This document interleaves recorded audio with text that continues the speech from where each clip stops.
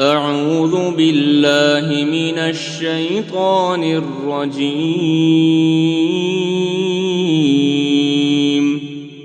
بسم الله الرحمن الرحيم.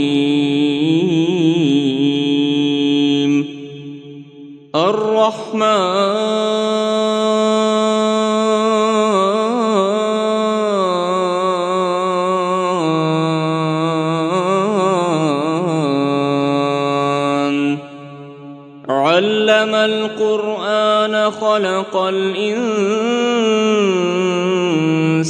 علمه البيان. الشمس والقمر بحسبان والنجم والشجر يسجدان والسماء رفعها ووضع الميزان ألا تطغوا في الميزان وأقيموا الوزن بالقسط ولا تخسروا الميزان.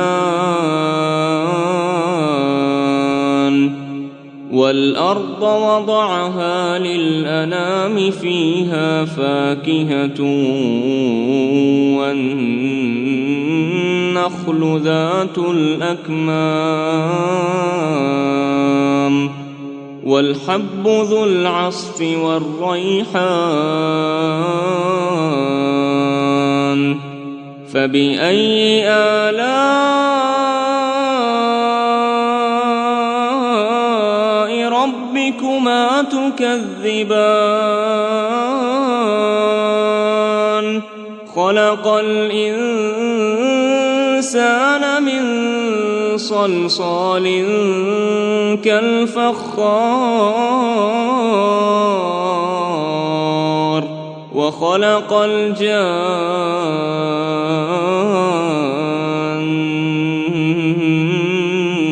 من مارج من نار. فبأي آلاء ربكما تكذبان؟ رب المشرقين ورب المغربين. فبأي آلاء ربكما تكذبان؟ مرج البحرين يلتقيان بينهما برزخ لا يبغيان.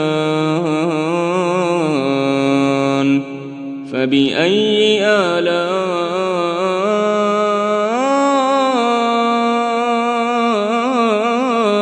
ربكما تكذبان؟ يخرج منهما اللؤلؤ والمرجان. فبأي آلاء ربكما تكذبان؟ وله الجوار المنشآت في البحر كالأعلام.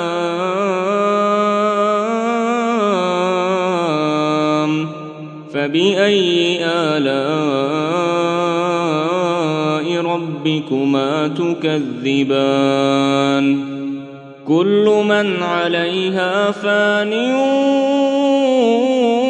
ويبقى وجه ربك ذو الجلال والإكرام.